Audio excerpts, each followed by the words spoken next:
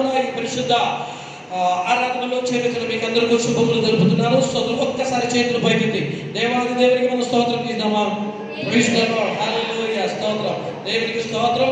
మనం దైవ వర్తమానములోనికి మనం ప్రవేశిద్దాం. ఈ దినము మనము ధ్యానించబోయే వర్తమానము యేసు ప్రభుతో సహవాసం, fellowship with Jesus Christ, fellowship with Christ. యేసు ప్రభు వారితో సహవాసం. ఇది దీనికి ఆధారముగా మనము కొరింథీయులకు రాసిన మొదటి పత్రిక 1వ అధ్యాయము 9వ వచనము విశ్వాసులైనటువంటి దేవుని బిడ్డలకు స్థిరపరిచమైన ఒక వాక్యంలో ప్రాముఖ్యమైన ఒక వాక్యము. 1 కొరింథీ పత్రిక 1వ అధ్యాయము 9వ వచనం. ఎవరైతే ఒకసారి గట్టి శబ్దంలో చదవండి. మన ప్రభువైన యేసుక్రీస్తు అను తన కుమారుని సహవాసమునకు మిమ్మును పిలిచిన దేవుడు నమ్మదగినవాడు. ఓకే, ఈ వాక్యము మనకు చాలా పరిచయమై ఉన్న విషయాలు నిస్సందేహం నేను చెప్పగలను. స్తోత్రం. ఇక్కడ మనం చదివినటువంటి వాక్యములో మన ప్రభు అయిన యేసుక్రీస్తును తన కుమారుని సహవాసమునకు మిమ్మల్ని పిలిచిన దేవుడు నమ్మదగిన వాడు. స్తోత్రం. యేసు ప్రభువు యెహోవా దేవుడు నమ్మదగిన వాడు. స్తోత్రం. దేవుని యందు ప్రియమైన వారులారా, ఈ ఉదయకాలము లేదా ఈ సందేశం ద్వారా ప్రారంభంలో నేను చెప్పేది, మిమ్మల్ని పిలిచిన దేవుడు. స్తోత్రం. పరిస్థితి మారితే కూడా, కాలాలు మారితే కూడా, లేకపోతే వాతావరణం మారితే కూడా, వ్యక్తులు మారిపోతే కూడా, మీ అనుకున్న ప్రకారం ఏం జరగకపోతే కూడా మిమ్మల్ని పిలిచిన దేవుడు నమ్మదగిన వాడు. Praise the Lord. హల్లెలూయా. మార్పు లేని దేవుడు. ఆ దినము ఎలా ఉన్నారో ఈ దినము కూడా ఆ ప్రభు వారు ఎలా అలాగే ఉంటున్నారు. అందువల్ల అపోస్తలుడైన పౌలు గారు చెప్పుతున్నారు, స్తోత్రం. యేసు ప్రభు వారు నిన్న చెప్పండి, నిన్న నేడు ఏకరీతిగా ఉన్నవాడు. అన్చేంజింగ్ జీసస్, మార్పు లేని వాడు. స్తోత్రం. దేవుడి యొక్క స్వభావం, దేవుడి యొక్క కృప, దేవుడి యొక్క కరుణ వేని మార్పు నమ్మదగిన వాడు అని. స్తోత్రం. ఓకే, మన ప్రభు యేసుక్రీస్తు తన కుమారుని సహవాసమునకు మిమ్మల్ని పిలిచిన దేవుడు. చెప్పండి, మిమ్మల్ని పిలిచిన దేవుడు నమ్మదగిన వాడు. స్తోత్రం. ప్రభువు నమ్మదగిన వాడు అంటున్నాడు. అందువల్లనే మీరు అభాగ్యులం కాదు, మీరు ధన్యులు. ఏమనగా అలాంటి ఒక మంచి దేవుడు పరిస్థితి ఏదైనప్పటికీ వ్యతిరేకంగా వచ్చినప్పుడు, తారుమారు ఉన్నప్పుడు కూడా ప్రభు మీకు తోడి ఉండి తన మాట కాపాడుతారు. స్తోత్రం. మన జీవితంలో అనేకమైన దుష్టకరమైన, కష్టకరమైన, దుస్సహమైన నుండి పరిస్థితులు, తారుమారైన పరిస్థితులు వచ్చినప్పుడు కూడా స్తోత్రం అందరి మారిపోతుంది, కానీ ప్రభు మాత్రము నమ్మదగిన వాడే మనకు తోడే ఉంటాడు. స్తోత్రం. మీ ఆత్మీయ జీవితంలో చూడండి, ఈ లోక జీవితంలో చూడండి, కాలాలు అనేక సందర్భంలో రకరకాల రీతిలో మారిపోతున్నాయి, మనుషులు మారిపోతున్నాయి, పరిస్థితులు మారిపోతున్నాయి, కానీ దేవుడు ఇప్పుడు కూడా మనకు తోడు. ఈవెన్ మనం కూడా దేవుడి నుంచి చాలా వరకు దూరం అయిపోయినప్పటికీ దేవుడు నమ్మదగిన వాడే అనుకున్నారు. అలాంటి ఒక గొప్ప దేవుడు ఎవరున్నారు? మన దేవుడు తప్ప. Praise the Lord. అందరూ నమ్మదగిన దేవుడికి ఒకసారి కూడా హృదయపూర్వకంగా స్తోత్రం చేద్దామా? Praise the Lord. హల్లెలూయా. దేవునికి స్తోత్రం.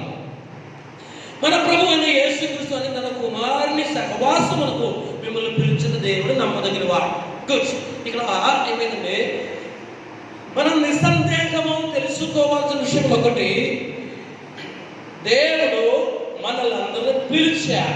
ఆత్మీయ జీవితంలో ఈ నగ్న సత్యంలో మనం గ్రహించుకోవాల్సింది. ఏదో ఒక రీతిలో మీరు దేవుని మార్గంలో, దేవుని సన్నిధానంలో, దేవుని సంఘంలో వచ్చి ఉన్నారు, కానీ దాని వెనకాల జరిగిన సంఘటన ఏమనగా దేవుడు మిమ్మల్ని పిలిచారు. దేవునికి పిలుపు వివిధమైన రీతిలో ఉంటుంది. దేవుని బహుశా మీలో కొందరు మీ కుటుంబంలో కొన్ని అద్భుతమైన కార్యములు జరిగేందుకు బట్టి దేవుని సన్నిధానం వచ్చి ఉండొచ్చు. బహుశా మీ రోగం నుంచి దేవుడు మిమ్మల్ని విడిపించారు కాబట్టి మీరు ప్రభువుని నమ్ముకొని రావచ్చు. లేకపోతే మీ జీవితంలో అలాంటి ఒక పరిస్థితిలో దేవుడు మిమ్మల్ని విడిపించారు. రకరకాల కారణాలు ఉండే కూడా దాని వెనకాల కార్యం ఏంటంటే దేవునికి పిలుపు. దేవునికి పిలుపు మేరకు మనం దేవుని బిడ్డలుగా వచ్చిందని మరి ముఖ్యంగా అపోస్తలుల పౌలు పత్రికలో చాలా స్పష్టంగా వ్యక్తంగా చెప్పబడింది.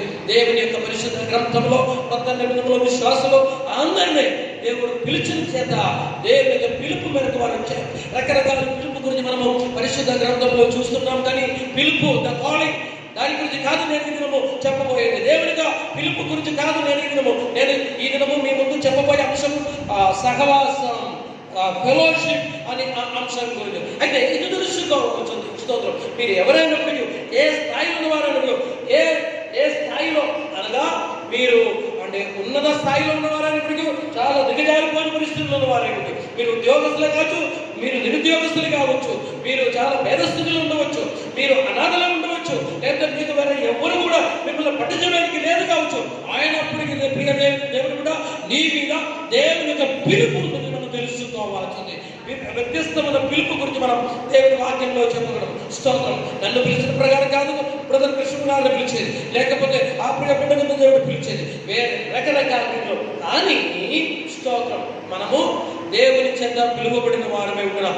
ఎందుకు రకరకాల విషయాలు పిలుపు యొక్క వెనకాల మనం చూడగలము. కానీ ఈ దినము మనం కొంత సమయం ధ్యానించడానికి పోయిన రకరకాల రీతిలో స్తోత్రం సాక్ష్యం చెప్పడకు, వెలిగించడకు, ఫలించడకు, అలాగే సేవ చేయడకు, పరిచయం.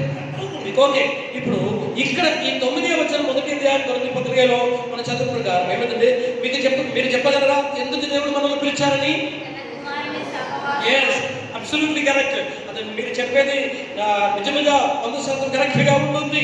తన కుమారుడు యేసుక్రీస్తు అని తన కుమారుని సహవాసమునకు మిమ్మల్ని పిలిచినదే. సహవాసమునకు స్తోత్రం. ఎందుకు పిలిచారండి? ఎవరితో ఉన్న సహవాసం? ఆ యేసుక్రీస్తు సహవాసం అని ఉన్నప్పుడు స్తోత్రం. మనకు ఈ లోకములో రకరకాల సువిధులతో వ్యక్తులతో సహవాసం చేయడానికి అనుకూలమైన వాతావరణం ఉంటుంది.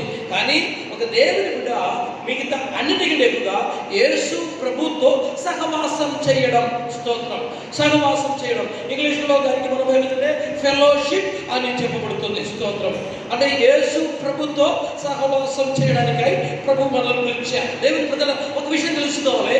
పాత నిబంధనలు అయితే ఈ సహవాసము ఇంగ్లీష్లో మనం చెప్తే కొంచెం కూడా బెటర్ అని అనిపిస్తుంది. సహవాసం అనే పదముకు మనము సర్వసాధారణంగా ఫెలోషిప్ అని కామన్గా మనం చెబుతున్నాం. ఫెలోషిప్ పాత నిబంధనలు అయితే ఈ ఫెలోషిప్ ఫ్రెండ్షిప్గా ఉండేది.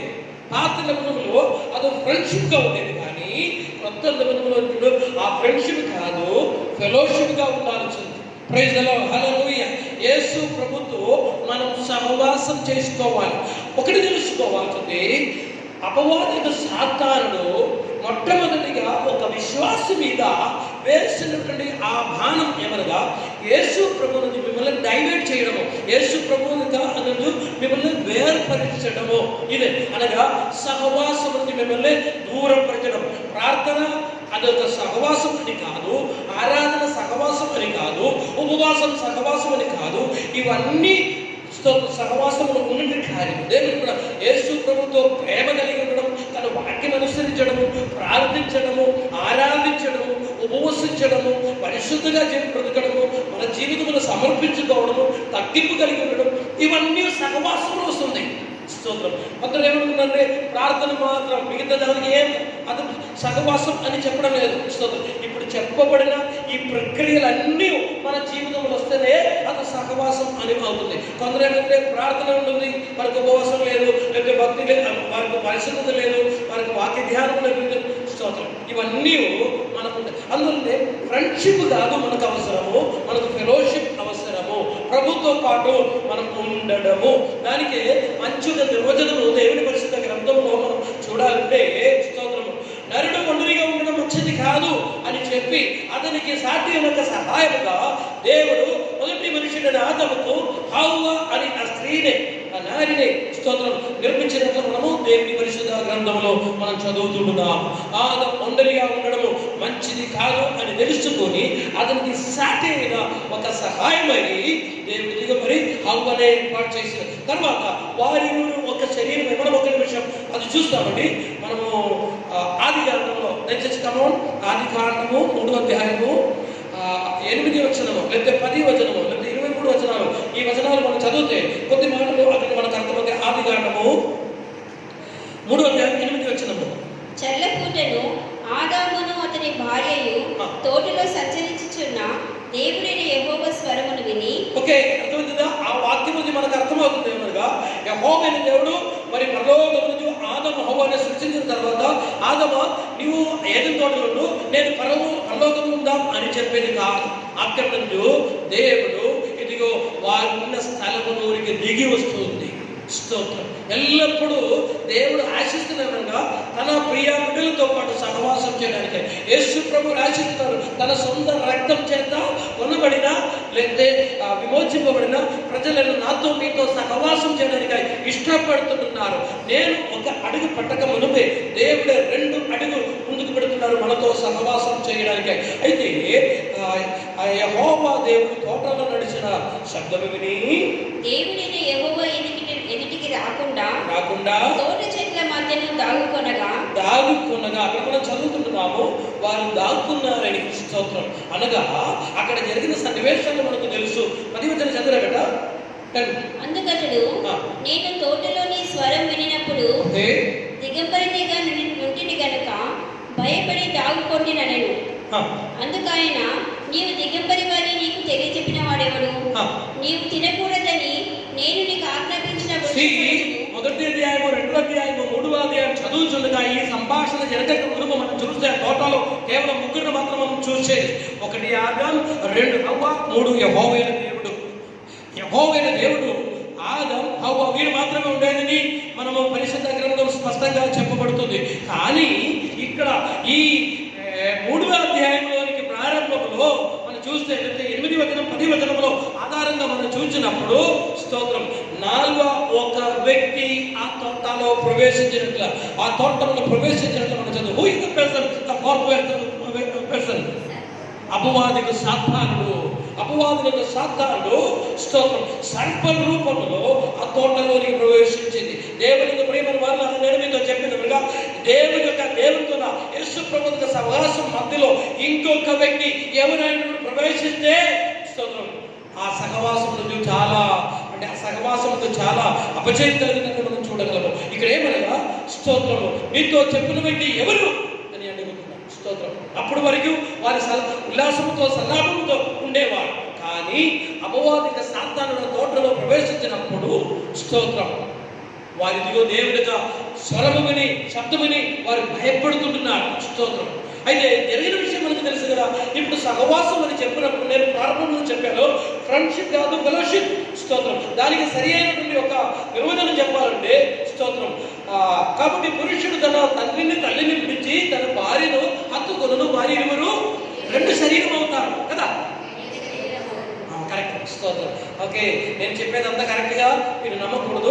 బైబిల్ ఏం చెప్తున్నారో టీవీలు చెప్పేది నమ్మకూడదు, వారు చెప్పేది నమ్మకూడదు, కళలు చూసేది నమ్మకూడదు, వాక్యం చెప్పేది మాత్రం నమ్మాల్సి ఉంది. స్తోత్రం. కాబట్టి ప్రతి పురుషుడు తన తల్లిని విడిచి తన భార్యను హత్తుకొను, వారి ఇరువురు ఏక శరీరం అవుతారు.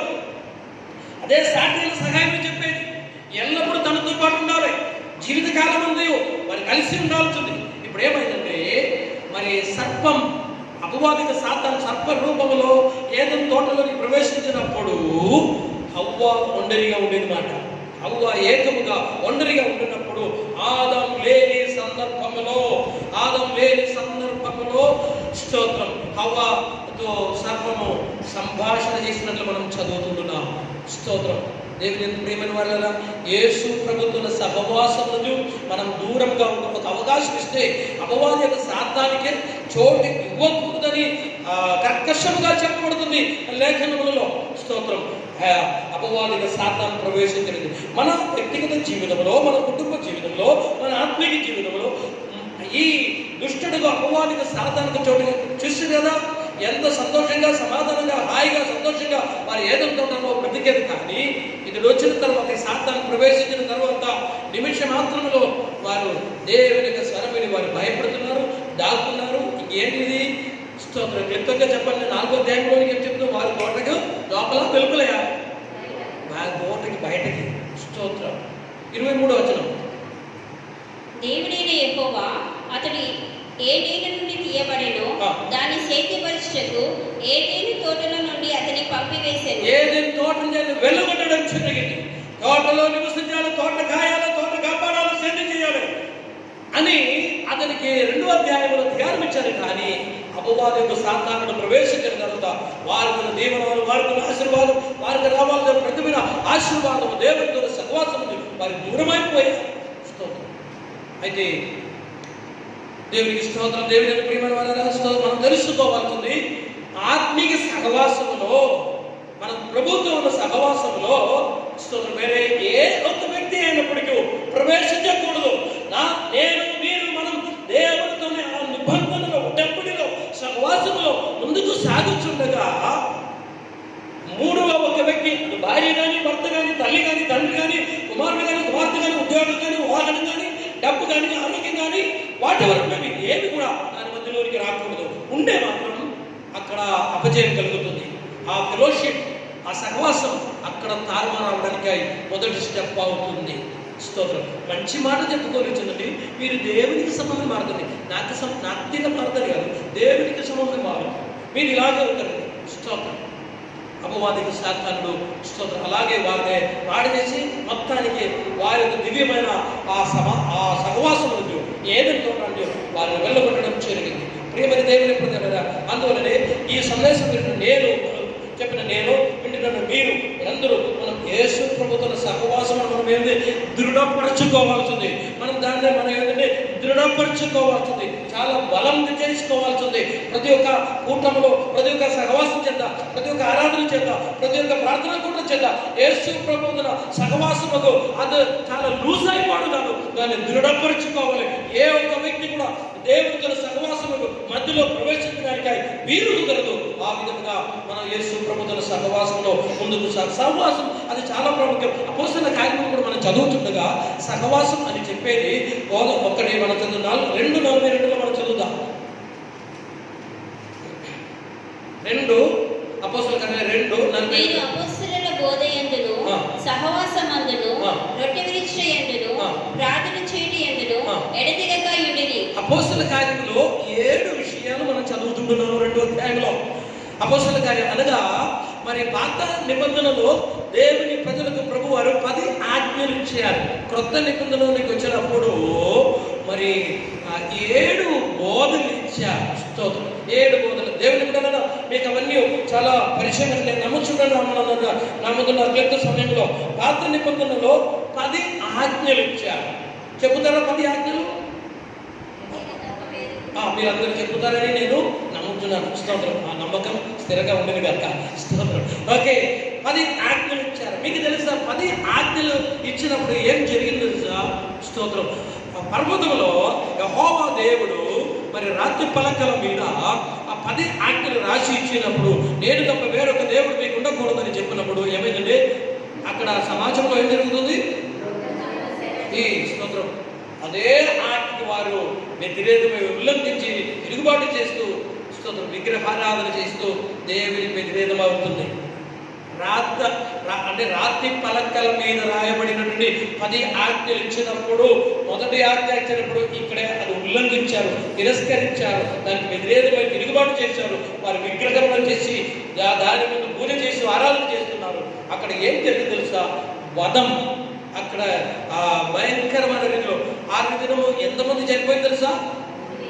3,000 మంది చనిపోవడం జరిగింది. ఇది పాత నిబంధన 3,000 మంది. కానీ కొత్త నిబంధనలోనికి వచ్చినప్పుడు 7 బోధలు ఇచ్చారు. 7 బోధలు ఇవ్వబడినప్పుడు చదువుతారు. 2వ అధ్యాయంలో అక్కడ చెప్పబడుతుంది.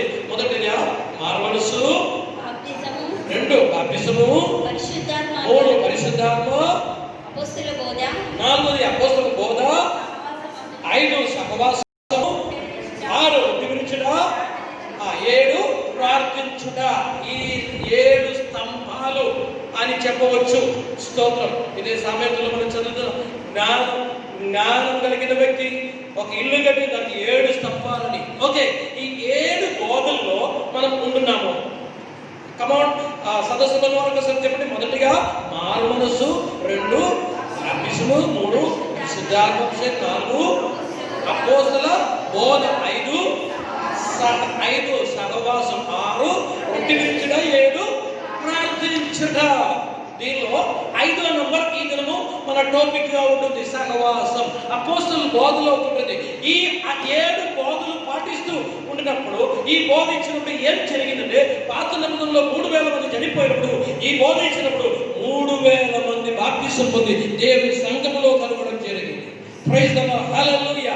అది పాత నిబంధనలో రాత్రి పలకరించినట్లుగా ఈ కొత్త నిబంధనలో 7 బోధలు హృదయముకు మాంస పలకల మీద ఇవ్వడం జరిగింది. పాత నిబంధన మనం కొత్త నిబంధనలలో ఆ బోధనలో 5వ బోధ అక్కడ 3000 మంది చనిపోయారు, ఇక్కడ 3000 మంది బ్రతుకుతున్నారు. స్తోత్రం. అది రాతి పలకలో రాశారు, ఇది మాంసపు పలకలలో రాసినట్లు మనం చదువుతున్నాం. ఇక్కడ అపోస్తల బోధన కూడా ఉంది, సహవాసం అని. స్తోత్రం. సహవాసం అంటే ఆదివారం మనము మందిరంలో మనము అంటే కలిసి మనము కూడుకోవడం కాదు, కుటుంబారాధనయో లేకపోతే మందిరంలో సంఘారాధనయో దాన్ని సహవాసం అని కాదు. అది అవసరం. అదే ఆ ఒక సహవాసం గురించి కాదు నేను చెబితే, మనం ఏమంటే భార్యాభర్తల మధ్యలో ఉన్నటువంటి ఆ బంధం ఎలా ఉండదో అలాంటి ఒక సహవాసం మనకు ప్రభువుకు మధ్యలో ఉండవలసి ఉంది. ఆ బంధము మనము తెలుసుకోవాల్సి ఉంది. ఏక శరీరం అని. స్తోత్రం. ఒక 2 వచనాలు మనము చదువుతామండి. ఎఫెసీ పత్రిక 5:31, తర్వాత 2వ కొరింథీ పత్రికలో 11:3, 1 కొరింథీ 6:15. ఎఫెసీ పత్రిక 5:31 ఒకసారి మనం చదువుదాం. ఈ హేతువు చేత పురుషుడు తన తండ్రిని తల్లిని విడిచి తన భార్యను హత్తుకొనును, వారిద్దరూ ఏక శరీరం అవుతారు. వారిద్దరూ ఏక శరీరం అవుతారు. కమన్ బడా వాళ్ళ కిందకి చదువుమా. ఈ మర్మము గొప్పది. అయితే నేను క్రీస్తుని గూర్చియు సంఘమును గూర్చియు చెప్పుచున్నాను. ఇది నేను పెళ్లి ప్రసంగం కాదు చెప్పేది, అయినప్పటికీ ఇప్పుడు చదువుతున్నాగా. ఈ హేతువు చేత పురుషుడు తన తండ్రిని తల్లిని విడిచి తన భార్యను హత్తుకొనును, వారిద్దరూ ఏక శరీరం అవుతారు. ఏక శరీరం అంటే 2 శరీరం అంటే బాడీ 2 అయినప్పటికీ మనసు ఒకటే, వారి ఆలోచన ఒకటే, అభిప్రాయం ఒకటే, మార్గం ఒకటే, తీర్మానం ఒకటే, గమ్యం ఒకటే. ఏక శరీరం అవుతారు. ఇదే సహవాసం దగ్గర శరీరం ఒక ఫినిషంగా మనం చూస్తుంటున్నాం. సాటిన సహాయం. అయితే నేను ఈ మర్మం గొప్పది, నేను క్రీస్తుని గురించి సంఘమును గురించి వ్రాయబడి. అయితే దేవుని కూడా నేను ఆ యేసు ప్రభు అలాంటి ఒక ఆ క్లోజ్లోనికి రావాలి, ఏక శరీరమై మారాల్సింది. అదే కరెక్ట్గా సహవాసం అని చెప్పేది. దేవునికి ఇష్టం. దానికి మనం ఇంకా ఇంతకుముందు చదువుతున్న వాక్యం కూడా చదువుదామా. 2 కొరింథీ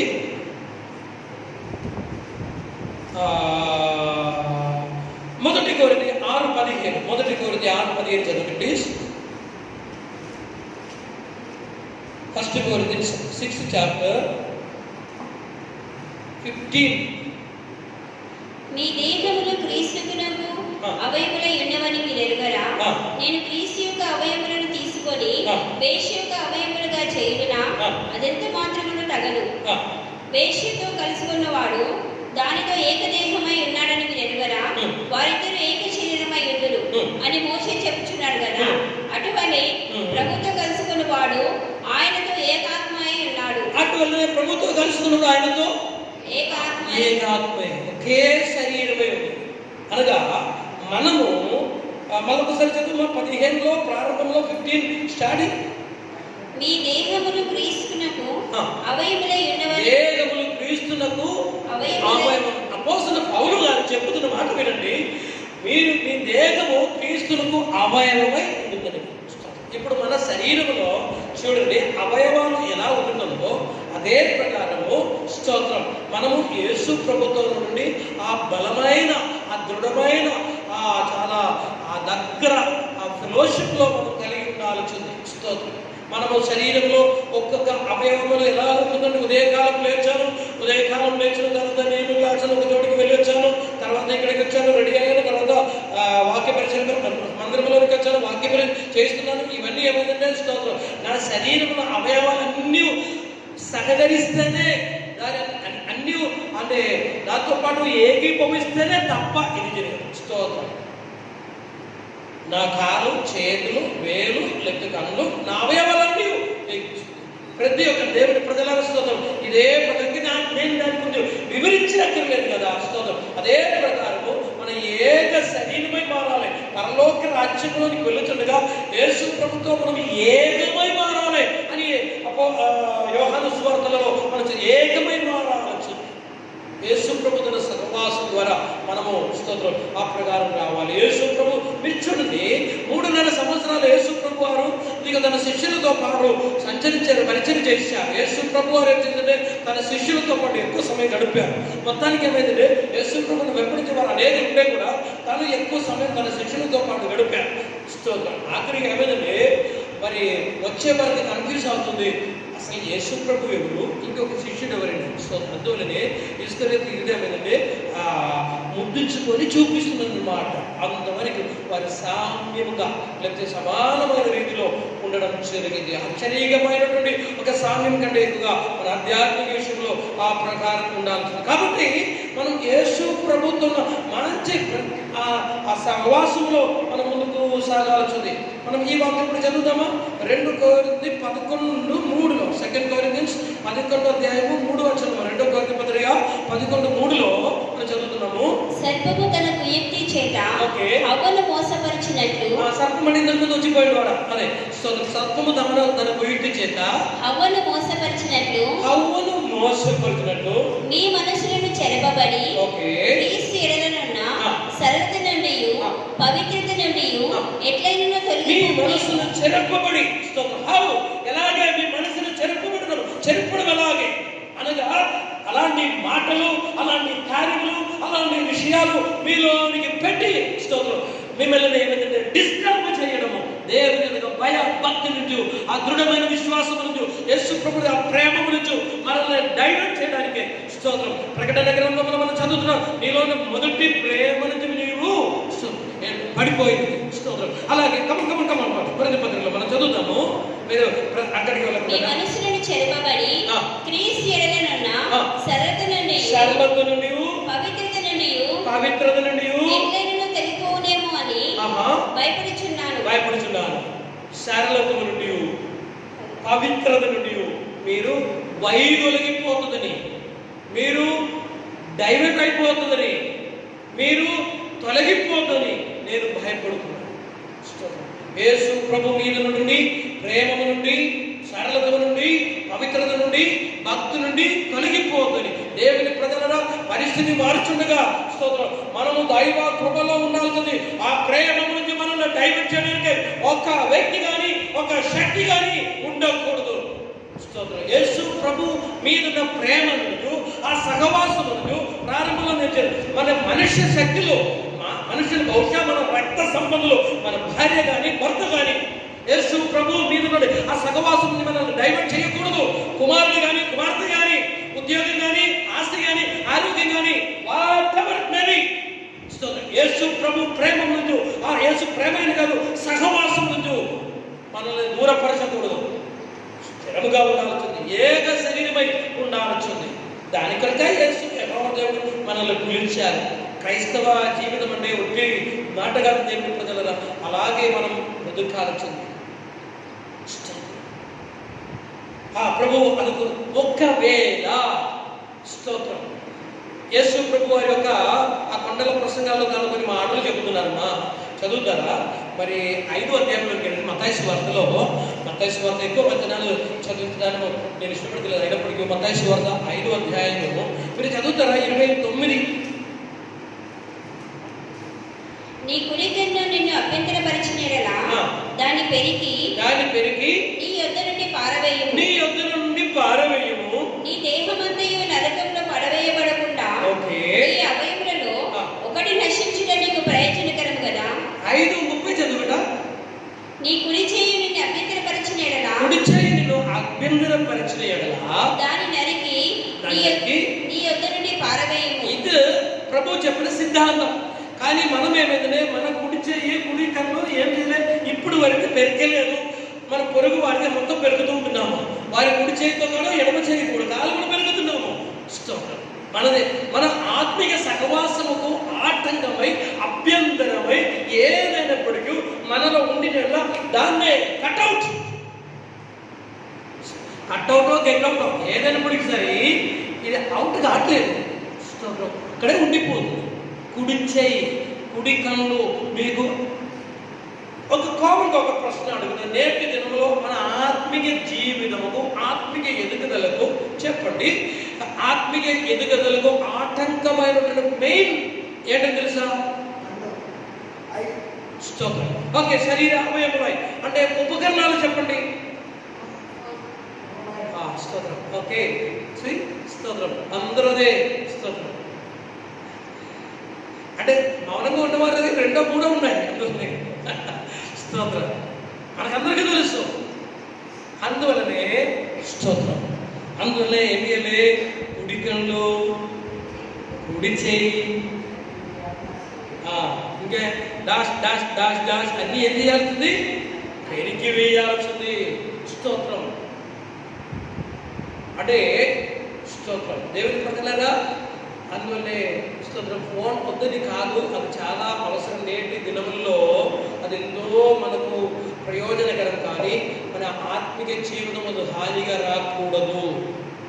ఆత్మీయ జీవితంలో నాగరికత ఎక్కువగా ఉంటుంది, కానీ దేవునితో చూడండి, ఇప్పుడు మనలో చాలా మార్పులు వస్తున్నాయి. ప్రజల్లో, సమాజంలో, సమూహంలో మరి చాలా మార్పులు వస్తున్నాయి. ఒక 10 సంవత్సరం వెనకాలకు సరి చూడండి, 15 సంవత్సరాలు చూడండి, 20 సంవత్సరం వెనక చూడండి ఎలా ఉండేది. కానీ ఇప్పుడు రేపు ఏం జరగబోతుందో, రేపు ఏమైందంటే ఫోన్ నంబర్ 10 డిజిట్స్ నుంచి 11 అవబోతుంది. రకరకాల మార్పులు వస్తున్నాయి. ఎక్కడ మార్పులు వస్తున్నాయి? మొత్తం మనిషిని చేత ఉత్పాదితమైన ప్రతి దానిలో మార్పులు వస్తున్నాయి. ప్రతి దానిలో అది వేగ కమ్యూనికేషన్ అయినప్పటికీ, మరి అంటే వారి యాత్ర అనే ట్రావెలింగ్ ఫెసిలిటీస్ అయినప్పటికీ, ఏదైనప్పటికీ చాలా చాలా మార్పులు వస్తున్నాయి. కానీ మీరు చూడండి, ఇప్పుడు వరకు స్తోత్రం, దేవుడు చెప్పిన ఈ మాటకి ఏదైనా మార్పులు వచ్చాయా? దేవుడు వచ్చిన మాటకి ఏదైనా మార్పులు వచ్చాయా? దేవుడి సృష్టికి ఏదైనా మార్పులు వచ్చాయా? స్తోత్రం. దేవుడి సృష్టిలో చెట్లు, పొదలు చూడండి, మనకు తెలుసు మట్టిలో చెట్టు ఉంటుంది. చెట్టు సమూహం అంతా మరి ఇంతకాలం మేము మట్టిలో ఉండే కదా, మేము వాయువు ఉంటామని చెప్పి చెట్లు అయితే వాయువు ఉంటుంది.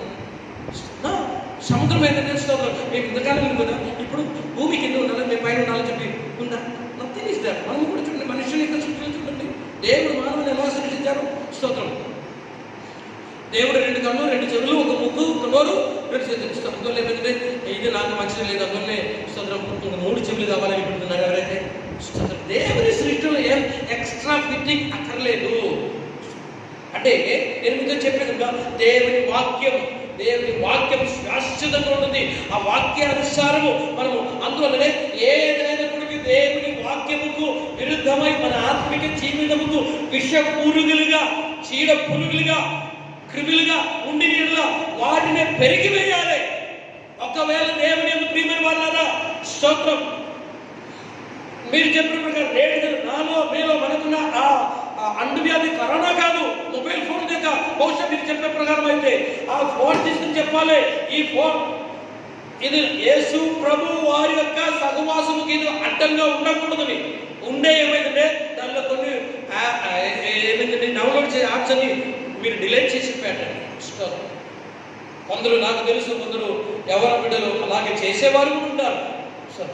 పిచ్చి పిచ్చి పిచ్చి పిచ్చి పిచ్చి యాప్లన్నీ డౌన్లోడ్ చేసిన తర్వాత ఉద్యోగం వచ్చినప్పుడు అదన్నీ డిలీట్ చేసి పెట్టండి. మంచిది, అలాగే ఉంటుంది దాకా.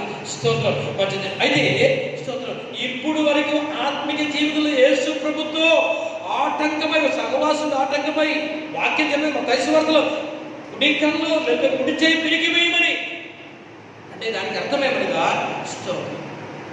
అయినప్పటికీ ఒక చేయి లేకపోతే పర్లేదు, నీ యేసయ్య సహవాసము దూరం అయిపోకూడదు అని దేవుని వాక్యం చెబుతుంది. కాబట్టి మనం యేసు ప్రభుతో సహవాసం చేయాలి. హౌ, ఎలాగే యేసు ప్రభుతో సహవాసం? ప్రార్థన ఓకే, భక్తి ఓకే, ఆరాధన ఓకే, వాక్య ధ్యానం ఓకే, పరిశుద్ధత ఓకే, ఇవన్నీ మనకు చాలా అవసరం. యేసు ప్రభుతో సహవాసం చేయడం, ఇవన్నీ ఉంటేనే సహవాసం అయ్యేది. అయితే యేసు ప్రభు వారితో సహవాసం చేయడానికి ఆటంకకరమై ఉన్న ఒక 2 విషయాలు మనం చూద్దాం. ఒకటి గర్వము, 2 అపవిత్రత. అంటే చాలా ఉన్నాయి. ఈ క్లుప్త సమయంలో ఒక వ్యక్తిని తీసుకొచ్చి గర్వము లేదా అపవిత్రత అని నేను మిమ్మల్ని ఒత్తి చెప్పడానికి ఆశిస్తున్నాను. స్తోత్రం. గర్వం అని చెప్పినప్పుడు మనకు తెలుసు, మొట్టమొదటిగా లూసిఫర్ గురించి మీరు దయచేసి మీరు చూడండి, ఎగెస్కేల్ గ్రంథం 28 అధ్యాయంలోకి రండి. ఎగెస్కేల్ గ్రంథము 28 అధ్యాయము. తర్వాత నెబుకద్నెజర్ గురించి దానియేలు గ్రంథములు కూడా మనం చదువుకుంటున్నాం. లూసిఫర్ గురించి మనం చదువుతుంది ఎగెస్కేల్ 28:13 నుంచి చూస్తామండి. అమ్మా ఒకసారి చూడండి అండి, ఒకరి చదవక్కర్లేదు. ఒకసారి చూడండి 17. ఓకే, కమా. నీ సౌందర్యమును చూచుకొని మనము 13 ఒకసారి చూడండి. దేవునితోనేవి ఏదైనాలో నీ ఉండివి, మాణిక్యము, గోమేధికము, సూర్యకాంతమణి, రక్తవర్ణపు రాయి, సులిమాని రాయి, మరకతము, నీలము, పద్మరాగము, మాణిక్యము అను అమూల్య రత్నములతోనూ బంగారముతోనూ నీవు అలంకరింపబడి ఉన్నావు. నీవు నియమపడిన దినమున పిల్లల గ్రోవులు వాయించువారును నీకు సిద్ధమైంది. అభిషేకము నొందిన కెరూబువై ఒక ఆశ్రయముగా నీ ఉంటివి. అందుకే నేను నిన్ను నియమించితిని. తర్వాత దేవునికి ప్రతిష్ఠింపబడిన పర్వతం మీద నీ ఉంటివి. దేవునికి ప్రతిష్ఠింపబడిన పర్వతం మీద నీవు ఉంటివి. కాలుచున్న రాళ్ళ మధ్యను నీవు సంచరించితివి. నీవు నియమపడిన దినం మొదలుకొని పాపముని యందు కనబడే వరకు ప్రవర్తన విషయంలో నీవు యథార్థవంతుడుగా ఉంటివి. అయితే దేవునికి పరిశుద్ధ పర్వతం మీద నిన్ను నియమించారు అని చెప్పి కిందకి మనం చదివితే ఇప్పుడు 16 చదువుదాం. అయితే నీకు కలిగిన విస్తారమైన వర్తకము చేత లోపల నీవు అన్యాయము పెంచుకొని పాపము చేయించి వచ్చితివి కనుక దేవుని పర్వతము మీద నీ ఉండకుండా నేను నిన్ను అపవిత్రపరిచితిని. ఆశ్రయముగా ఉన్న కెరూబు కాలుచున్న రాళ్ళ మధ్యను నీ వికను సంచరింపవు. కాలుచున్న రాళ్ళ మధ్యను నీ ఉండేది, కానీ ఇవను నువ్వు కాలుచున్న రాళ్ళని మీరు తెలుసుకోండి. మొదటి రాజుల గ్రంథం 19 అధ్యాయం. ఇప్పుడు మన తర్వాత తర్వాత ఓకే స్తోత్రం. అయితే ఇంక నువ్వు అక్కడ ఉంటావు అని చదువుతున్నావు. తర్వాత నిన్ను నాశనము చేసి తిని నీ సౌందర్యము చూచుకొని నీవు గర్వించిన వాడివై నీ తేజస్సు చూచుకొని ఇది మనం లూసిఫర్ అనే చరిత్రలో మనం చూస్తున్నాము. అతని దేవునికి మహాపర్వతములో పరిశుద్ధ పర్వతములో కూర్చోబెట్టారు. కాలుచున్న రాళ్ళ మధ్యలో ఆయన సజ్జన చేశారు. ఈ విధంగా ఉండేవాడు. అతను అపవిత్రత కలిగజేసి కాబట్టి ఆ సహవాసమును ఆ స్థలమును అతన్ని బహిష్కరించడం జరిగిందని ఎగెస్కేల్ గ్రంథము, యెషయా గ్రంథం ఇత్యాది పుస్తకములలో మనం చదువుతున్నాము.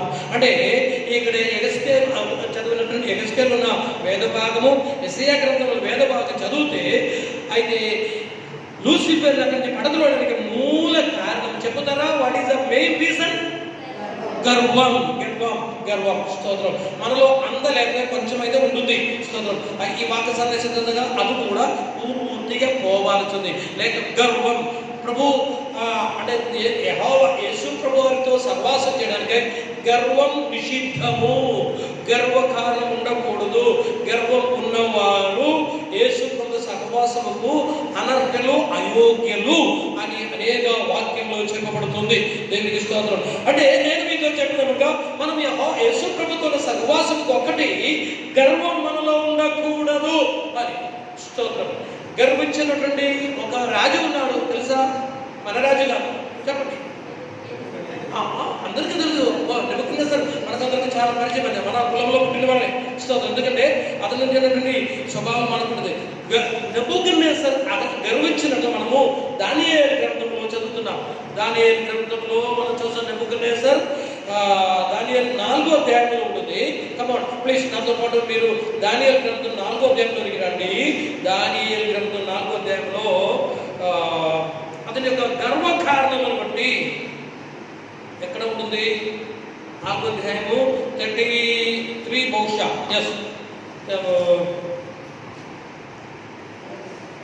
31 నుంచి చదవమ్మా. 31 నుంచి దానియేలు గ్రంథం 4:31 నుంచి చదువుతారా ప్లీజ్? రాజు నోట ఈ మాట ఉండగా ఆకాశంలో ఒక శబ్దము వచ్చెను. ఏదనగా రాజుకు నెబుకద్నెజరు. అంటే ఆయన నోట నుంచి ఏ మాట చదివి 30 వచనం చదివితే వినేవారికి అర్థమవుతుంది. రాజు బబులోనును, ఈ మహా విశాల పట్టణము నా బలాధికారమును నా ప్రభావ ఘనతను కనబరచుటకై నా రాజధాని నగరముగా నేను కట్టించినది కాదా అని తనలో తాను అనుకొనెను. రాజు నోట ఈ మాట ఉండగా ఆకాశంలో ఒక శబ్దము వచ్చెను. ఏదనగా రాజుకు నెబుకద్నెజరు, ఇదే నీకు ప్రకటన. నీ రాజ్యము నీ యొద్ద నుండి తొలగిపోయెను. తమ యొద్ద నుండి మనుషులు నిన్ను తరిమెదరు. నీవు అడవి జంతువుల మధ్య నివాసము చేయుచు పశువుల వల్ల గడ్డి వేసెదవు. అయితే ఇక్కడ మనము చదువుతుండగా ఏమైందంటే నెబుకద్నెజరు రాజుని తమ హృదయంలో గర్వం, అహం రావడం జరిగింది. దేవుడు ఇప్పుడు నాలో, నా మాట విన్న మీలో ఈ బలహీనత రాకూడదు, ఈ దుష్ట స్వభావం రాకూడదు. స్తోత్రం. నేను, నాది, నా ద్వారా, నా వలనే ఈ మాటలో యేసు ప్రభు వచ్చే వరకు రాకుండా ఉండదు కాక. ప్రైజ్ స్తోత్రం. ఒకవేళ నేను, నాది, నా ద్వారా అని చెప్పొచ్చు, కానీ దాని ముందు ఒకవేళ మీరు చెప్పాలని అంత ప్రేరణ కలిగితే దాని ముందు by the grace of God, దేవుని కృప ద్వారా, దేవుని దయ వలనే నేను అది చేశాను, దేవుని దయ వలనే నేను అది ఇచ్చాను, దేవుని కృపను బట్టి నేను అలాగే అని చెప్పవచ్చు. కానీ స్తోత్రం అలాగే ఆ by the grace of God ఆ పదం తీసివేసి నేను చేశాను అని చెప్తే స్తోత్రం తెలుసుకోవాలి. నెక్స్ట్ మీకు ప్రమోషన్ అడవిలో మీకు వస్తుంది. స్తోత్రం. ఓకే, ఇక్కడ మనం చదివాము ఏమని, తర్వాత అక్కడ దాని నెబుకద్నెజరు పరిస్థితులు చదువుమా 32లో. మనుషులు నిన్ను తరిమెదరు. నీవు అడవి జంతువుల మధ్య నివాసము చేయుచు. అడవి జంతువులు సింహాసనంలో కూర్చున్నటువంటి నెబుకద్నెజరు అడవి జంతువుల మధ్య నివాసం చేస్తుంది. పశువుల వల్ల గడ్డి వేసెదవు. సర్వోన్నతుడకు దేవుడు మానవుల రాజ్యము పైన అధికారి అయి ఉండి తానెవరికి దాన్ని అనుగ్రహింప నిశ్చయించునో ఆ గడియలోనే అలాగున నెబుకద్నెజరునకు సంభవించెను. మానవుల నుండి అతని తరిమిని, అతని పశువుల వల్ల గడ్డి మేసెను. ఆకాశపు మంచు అతని దేహమును తడపగా అతని తల వెంట్రుకలు పక్షిరాజు రెక్కల ఈకల వంటియు అతని కోళ్ళు పక్షుల కోళ్ళ వంటియు నాయను. ఆ కాలం గడిచిన పిమ్మట అర్థమైంది కదా. ఇప్పుడు అతను ఏమైందంటే ఈ గర్వ స్వభావం నుండి అతని సహవాసం మారిపోయింది. అతని సహవాసము అంటే అడవి జంతువులతో పాటు, అడవి పశువులతో పాటు, స్తోత్రం మనం అక్కడే చూస్తున్నాము. ఆ ప్రకారము అతడు దేవుని ఎదురు నుంచి దూరం అయిపోవడం జరిగిందని మనం దేవుని వాక్యములు మనం చదువుతున్నాము. 5వ అధ్యాయంలో కూడా మీరు చూస్తే 5వ అధ్యాయంలో 21 ఆ భాగం ఒకసారి చూడండి. అప్పుడతడు మానవుని యొద్ద నుండి తరమబడి పశువుల వంటి మనస్సు గలవాడాయను. మహోన్నతులకు దేవుడు మానవుల రాజ్యములలో ఏలుచు ఎవరిని స్థాపింపగోరునో వారిని స్థాపించునని అతను తెలుసుకునే వరకు అతడు అడవి గాడిదల మధ్య నివసించుచు పశువుల వలె గడ్డి వేయుచు ఆకాశపు మంచు చేత తడిసిన శరీరం గలవాడాయను. ఇదే మన 4వ అధ్యాయం ఏంటంటే అతని యొక్క రోమము, అతని యొక్క గోర్లు, అతని యొక్క తిండి, ఈ విషయాలన్నీ మనం చదువుతుండగా పశువుల వల్లే, అడవి పశువుల వల్లే మారడం జరిగింది. ఆయన సహవాసం అలాగే మారడం జరిగింది గర్వ కారణమును బట్టి. దేవుని ప్రజల గర్వము పరలోకముకు నిషిద్ధం, గర్వము యేసయ్యకు పడదు. స్తోత్రం. మన జీవితంలో గర్వమైన ఒక మాట కూడా స్తోత్రం ఈ నిలబడులకు రాకుండా మనము ప్రభు పేరిట ఆ మాటను మనం పూర్తిగా బ్యాన్ చేయాల్సింది. స్తోత్రం.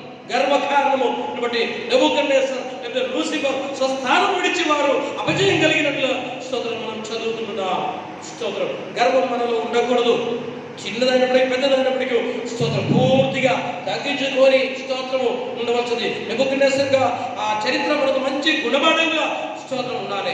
అతని శరీరాకారం చూడండి, కొద్ది కాలము అలాగే అడవిలో ఉండడం జరిగింది కాబట్టి స్తోత్రం అడవి జంతువులతో దాని సహవాసం కలిగింది, అడవి జంతువులతో పాటు ఉండడం జరిగింది. అందువల్ల ఏమైందంటే అతని యొక్క రోమ పక్షిరాజు ఈగల వలె, తర్వాత అతని యొక్క గోర్లు, తర్వాత అతని యొక్క ఫుడ్, అతని ఆహార భోజనము గడ్డి, స్తోత్రం, గాడులు, ఎద్దులే, స్తోత్రం. ఈ ప్రకారం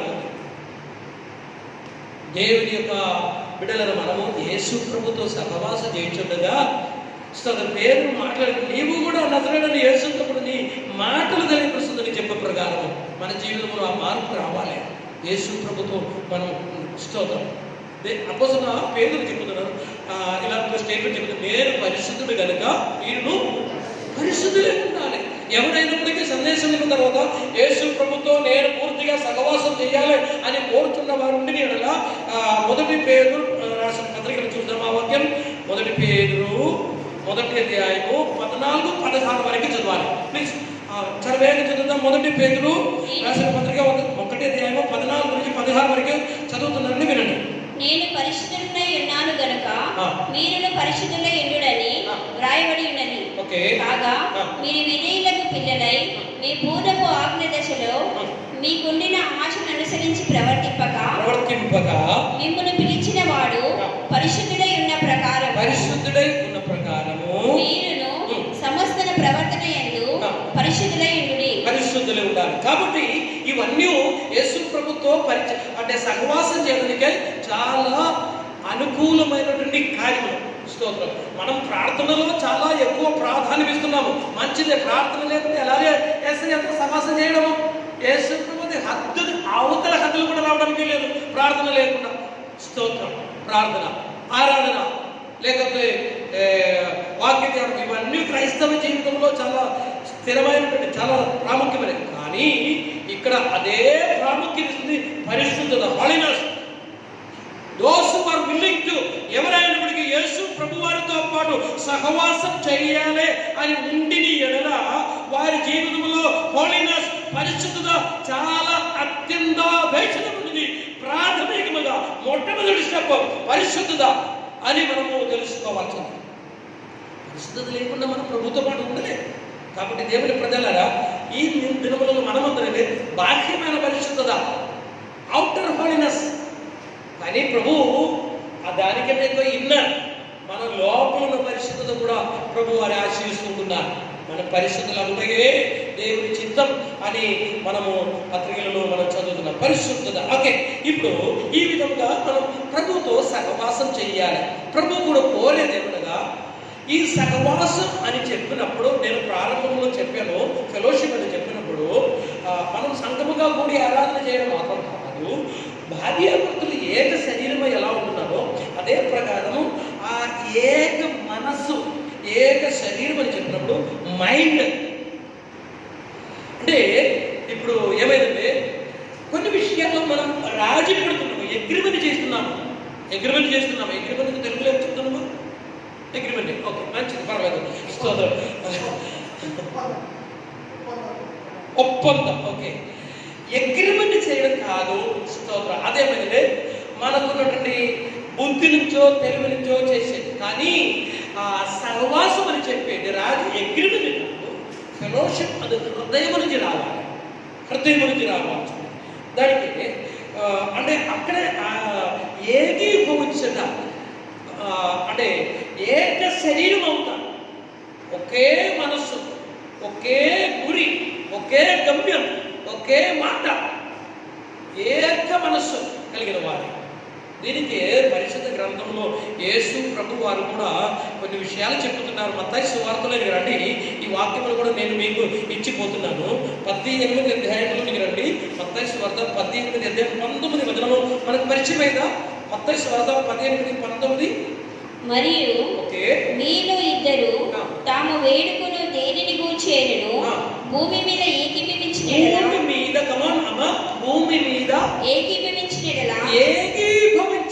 అక్కడ ఏకీభవించిన అది పరలోకమందున్న నా తండ్రి వలన. సర్వసాధారణంగా మనం ఏం చేస్తున్నాము? ఏకీభవించడానికి సూచనగా, గుర్తుగా, దానికి ఆనవాళ్ళగా మనం ఏం చేస్తున్నాం? దగ్గర కూర్చొని వాళ్ళది స్తోత్రం చేయబట్టుకొని ప్రార్థన. ఓకే, మంచిదే. ఇంకా అది కాకుండా మనకి వేరే ఏం చేయడానికి వీల్లేదు. చేయి పట్టుకుండే కూడా ఏమైందండి స్తోత్రం. యాక్చువల్లీ నిజంగా దేవుని వాక్యం చెప్పండి, హస్తదానము చేయి పట్టుకోవడం అంటే నా మనస్సు తీరు నీ మనస్సు కూడా ఉండి ఎడల చేయి కలుపు అని మనము లేఖనంలో మనము చరిత్ర పుస్తకములలో చదువుతుంటున్నాం. మనం చేయగలుగుతున్నాం కానీ ఇంక ఏం కలుపుతలేదు. నేను చెప్పలేదు, మీరే చెప్పారు.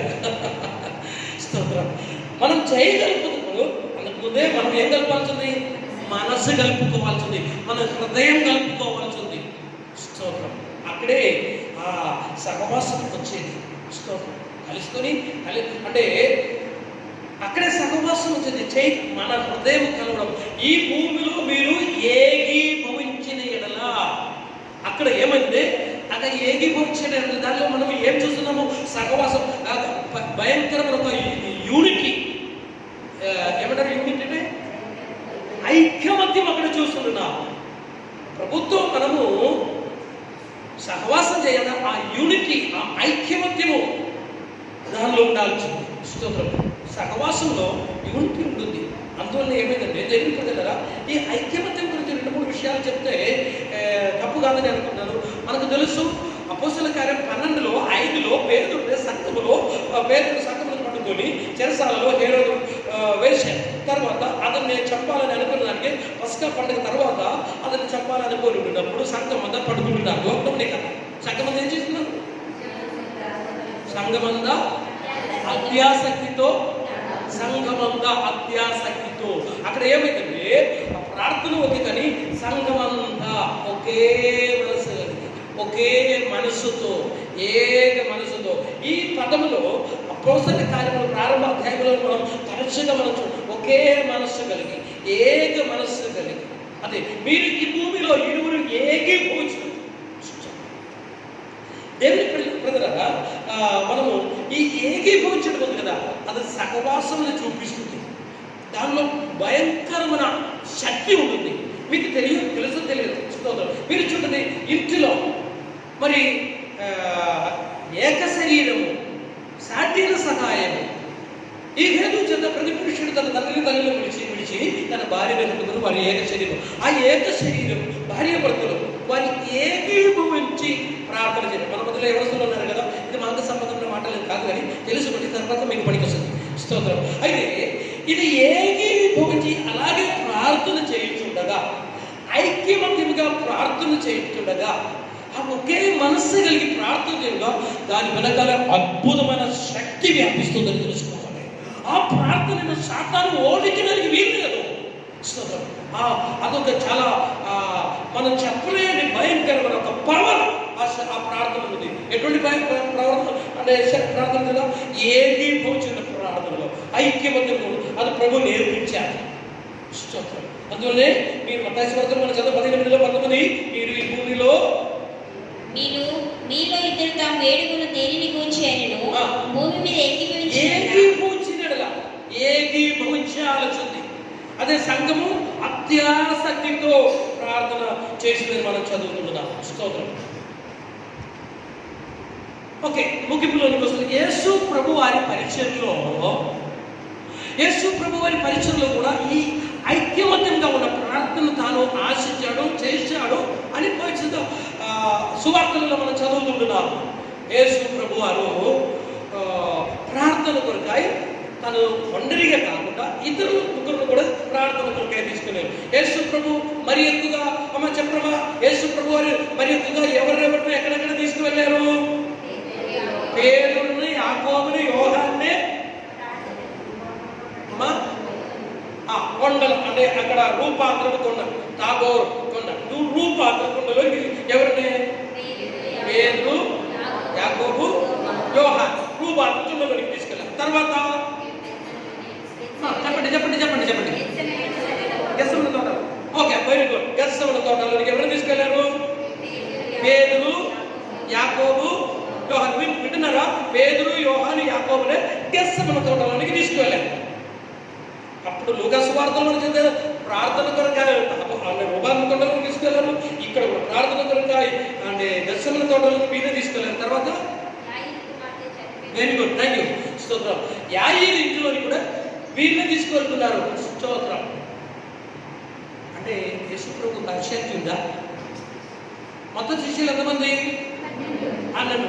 దేనికి? యాయింటికి తీసుకెళ్ళినప్పుడు వీరిని తీసుకెళ్ళారు. తర్వాత ప్రార్థన కొండలోకి వెళ్ళినప్పుడు వీరిని తీసుకెళ్ళారు. తర్వాత గెసన్న తోటలోనికి తీసుకెళ్ళారు, వీరిని తీసుకెళ్ళారు. స్తోత్రం. ఒక పాస్టర్ గారు చెప్పే విషయాలు నాకు ఇప్పుడు గుర్తొస్తుంది. స్తోత్రం. మనమైతే ఏం చేసేది? మొన్నే వారిని ముగ్గురు ఎక్కడ యాయి ఇంట్లో తీసుకెళ్ళాం కదా, అందువల్ల ఈ రోజు ఇంక వారికి ఛాన్స్ లేదు. ఇంకా ఎంతమంది శిష్యులు? 3 అక్కడ అయిపోయింది కదా, ఏది యాయి ఇంట్లో. ఇంకా 3 ఎక్కడికి తీసుకెళ్ళాల్సింది? వేరే 3 రూపాంతర కొండలకి 3 6 అయిపోయింది. తర్వాత గెసన్న తోటలో 3 9 అయిపోయింది. ఇంక పోయి తాను తిరిగి వస్తాయి కదా, అప్పుడు 3 ఏదో బాధ్యత చేస్తాము. అదేం కాదు. స్తోత్రం. వారిని యేసుడు కూడా ఏమైంది? స్తోత్రం. వారిని ప్రార్థన కొరకాయ తీసుకొని వెళ్ళారు. ప్రార్థన కొరకాయ 3 తీసుకొని వెళ్తారు.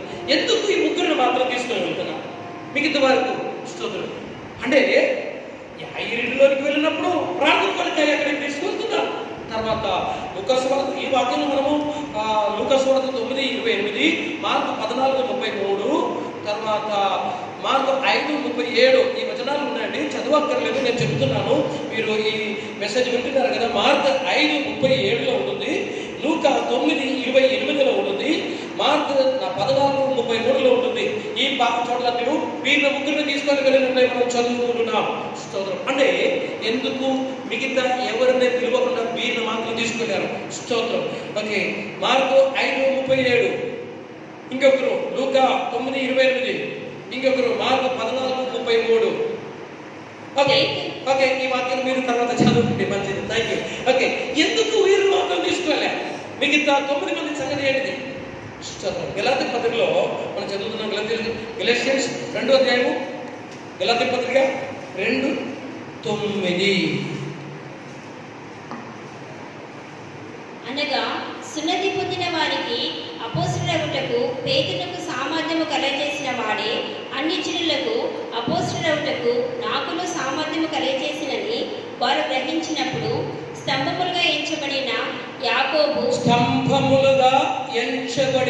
యాకోబు కేఫా యోహాను అనువారు నాకు అనుగ్రహింపబడిన కృపను కనుగొని స్తంభములుగా ఎంచబడిన, చెప్పండి ఎవరుగా ఎంచబడ్డారు?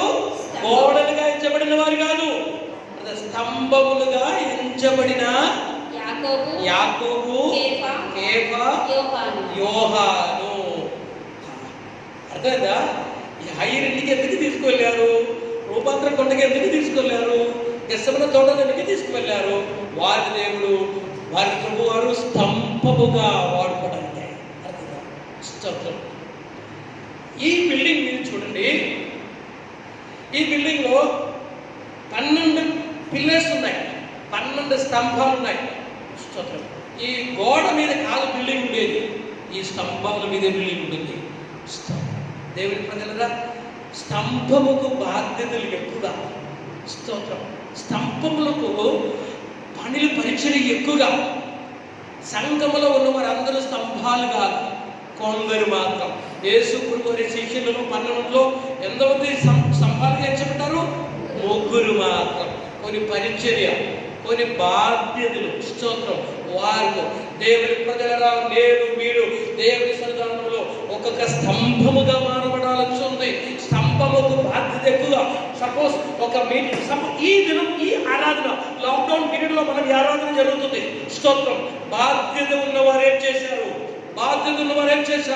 స్తోత్రం. మనము ఒక రెస్ట్రిక్షన్ పెట్టాము, 7 గంటల నుంచి 9 గంటలు, 7 గంటలకు వచ్చి కూర్చోవడం కాదు. బాధ్యత ఉన్నవారు అంతకు ముందే వచ్చారు. బాధ్యత ఉన్నవారు అందుకు ముందే వచ్చి ఏమేమి ఏర్పాటు చేయాలి వాళ్ళని మీరు ఏర్పాటు చేశారు. ఏమేమి అరేంజ్మెంట్స్ కావాలి అదన్నీ అరేంజ్మెంట్ చేశారు. బాధ్యత ఉన్నారు. ఏమైంది? 9 గంటలకో 10 గంటలకో ఆరాధన చెప్తా. స్తోత్రం. బాధ్యత ఉన్నారు వెళ్ళరు, వారు ఇక్కడే ఉంటారు. ఏమేమి చేయవలసిందో, ఏమేమి చదవలసిందో అవన్నీ చేసినాక వెళ్తారు. స్తోత్రం. దేవునికి స్తంభాలై నేను మీరు మనం కావాల్సింది దేవుడు అది కోరుతున్నారు. స్తంభాలతో దేవుడు యేసుకు ఎక్కువ సహవాసం చేశారు. స్తోత్రం. యాయిరింటికి వెళ్ళడము, రూపాంతర కొండకి వెళ్ళడము, గెస్సమన తోటకి వెళ్ళడం. ఎందుకనగా స్తోత్రం, వారికి ఆ ప్రార్థన, ఆ సహవాసము. స్తోత్రం. వారు అది నేర్చుకుంటున్నారు. దేవునికి స్తోత్రం. నేను చెప్పేది అర్థమైంది కదా? 7 గంటలకు ఆరాధన ప్రారంభమైనప్పటికీ మనం 7 గంటలకు డైరెక్ట్ ఇలాగే స్విచ్ చోటు చేసినప్పుడు ఆరాధన జరిగేది కాదు. స్తోత్రం. బాధ్యత కలిగిన వారు దాని ముందు ఎన్నో కార్యక్రమం చేశారు. తర్వాత 10 గంటలకు 9:30కి ఆరాధన ముగించిన తర్వాత మనమందరం వెళ్ళిపోతున్నాం. బాధ్యత కలిగిన వారు స్తోత్రం ఇక్కడ ఉండి ఏమేమి చదువుకోవాలో చేసుకోవాలో మడత పెట్టాలో అది స్తోత్రం. ఓకే, ఇదే స్తోత్రం. దేవుని ప్రజలరా, వీళ్ళ స్తంభాలుగా యేసు ప్రభు వారు వాడుతున్నారు. అందువల్ల వారితో ఎక్కువ సహవాసం. నేను మీతో చెప్పాను కదా, యేసయ్యతో ఎక్కువ సహవాసం చేసేవారు దేవుడు ప్రభు స్తోత్ర సంఘముకు స్తంభాలుగా నిలబెడతారు. స్తోత్రం. అదే వారి అదే. ఇక మనం చూస్తే నేను చెప్పేది ప్రార్థన గురించి. ప్రార్థనలో ఐక్యమత్యం తీసుకొచ్చినప్పుడు ఎంత వీరు కూడా యేసు ప్రభువే. వీరిని మనం చూస్తే కాపాడకుండా ఎందుకు వెళ్ళారు ప్రార్థన. లూకాసు వార్త మీరు చదివితే కమన్ పెట్ట చదువుమా. లూకాసు వార్త 9వ అధ్యాయంలో 28వ వచనం వేగం చదువుతాం. Come on come on come on.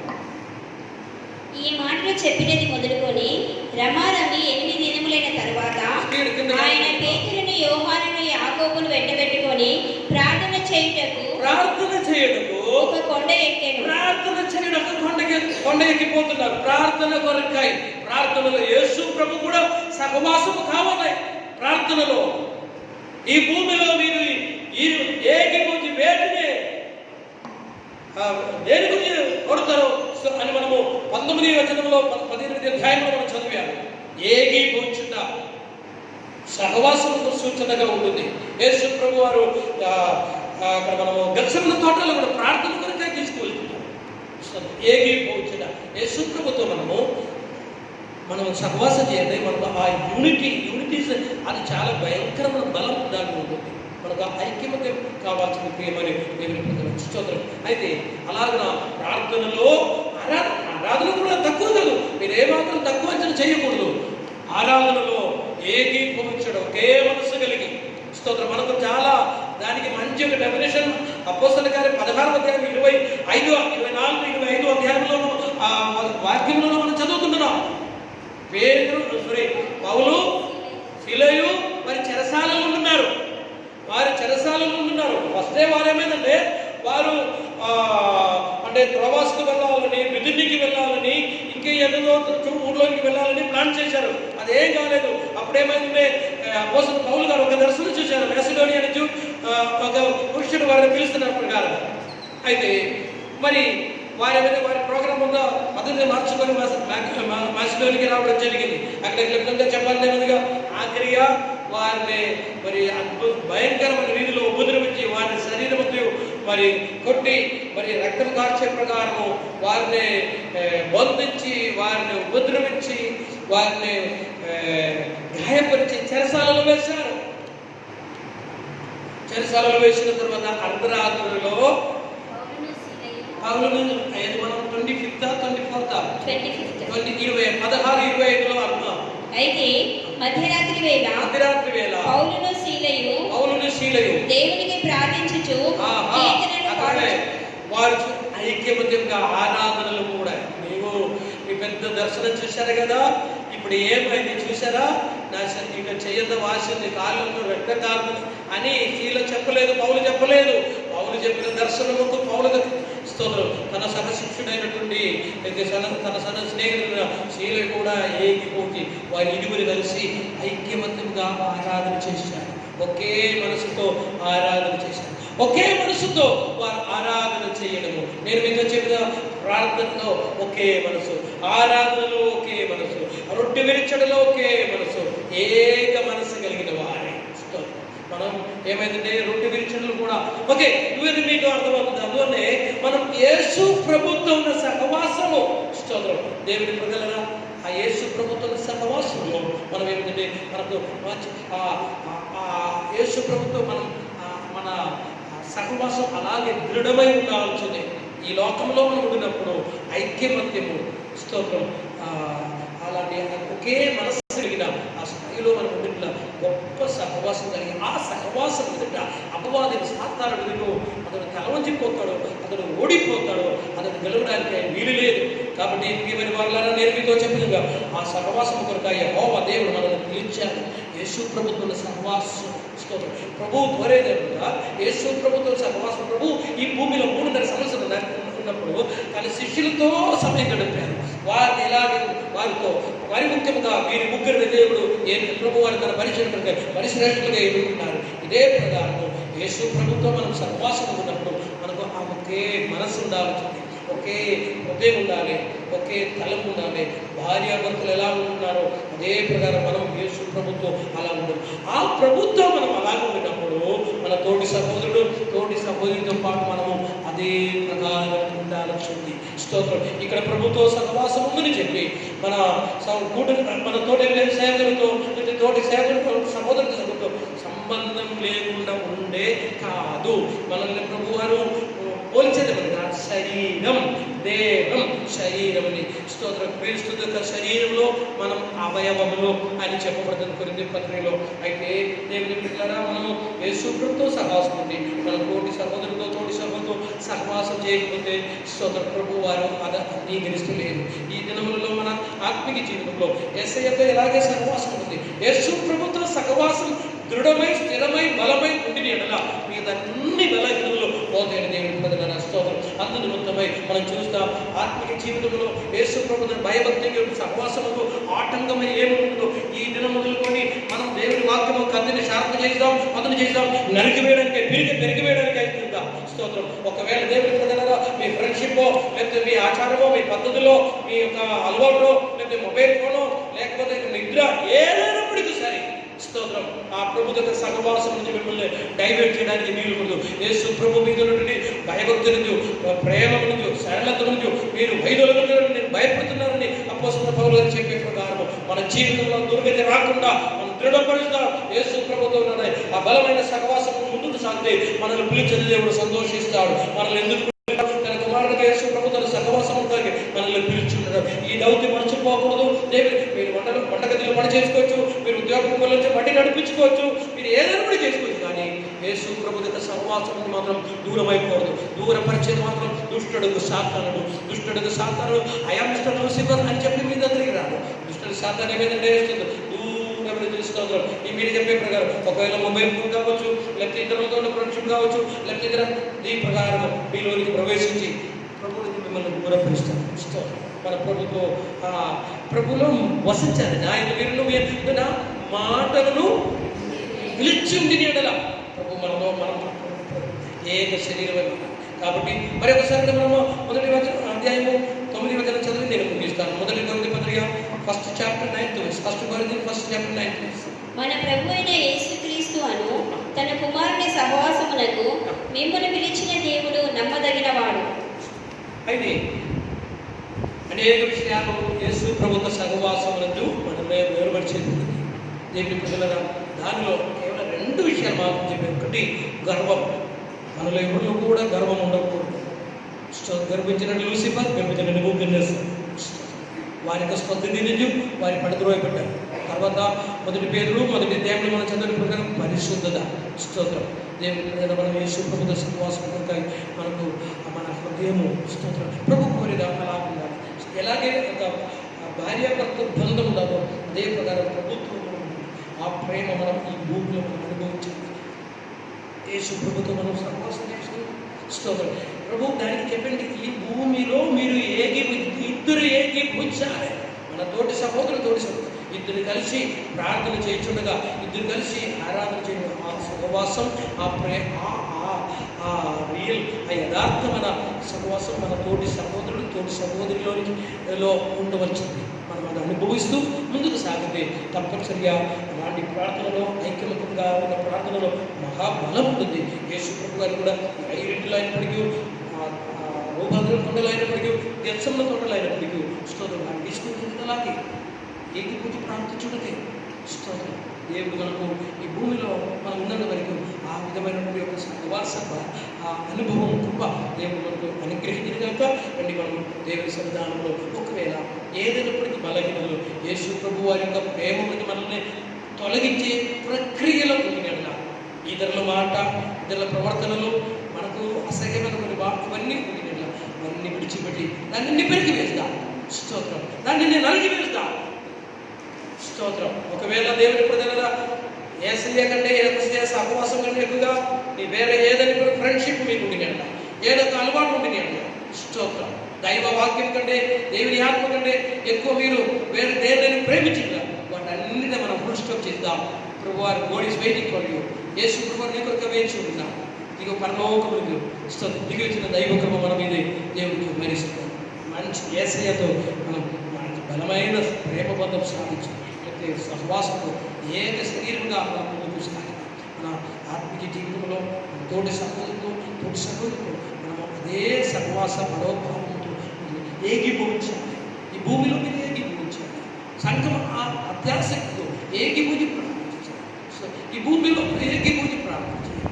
దేవుని పిల్లలు దానికి ఆటంకం ఏది పుట్టిన దేవుని సంకల్పం ఒక మంచి ఆత్మీయ బంధం స్థాపించడంపై ప్రభువు మనకు కృప అనుగ్రహిస్తున్నారు.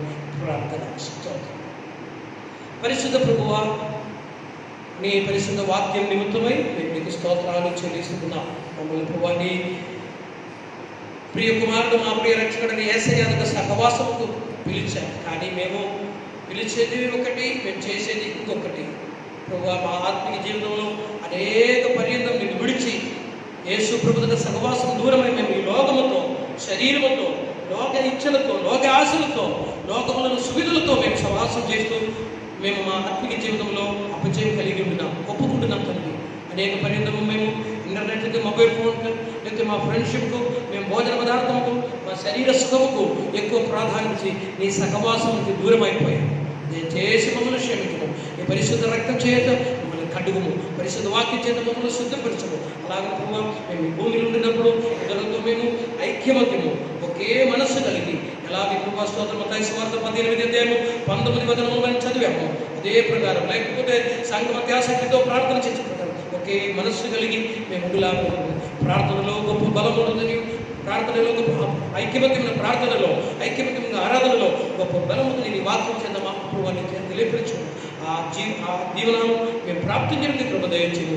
ఈ దిన మొదలుకొని యేసు ప్రభుతో బలమైన సహవాస చేస్తూ యేసు ప్రభుతో కలిసి మేము ముందుకు సాగడానికి కృప దయచేయమని నీ దీవెనను మా మీద కుమ్మరించింది. అందరి ఆశీర్వదించండి. యేసు ప్రభు అని పరిశుద్ధ నామమున అడిగి ప్రార్థన చేస్తున్నాము తండ్రి. Praise the Lord. హల్లెలూయా. మంచిది. దేవుడు ఆశీర్వదించి